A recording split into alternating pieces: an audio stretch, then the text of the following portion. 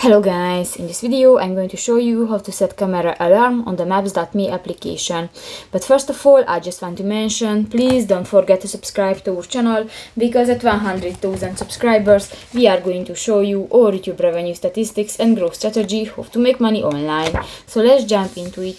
First of all, open the application on your device.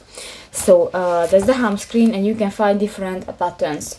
New, click to the more option at the upper right corner of the home screen. Go to the settings button, and in the map and navigation section you can find the third option, the voice instruction.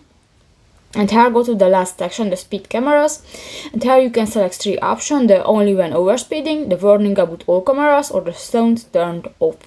Actually I use the only when overspeeding, but you can select any about those three.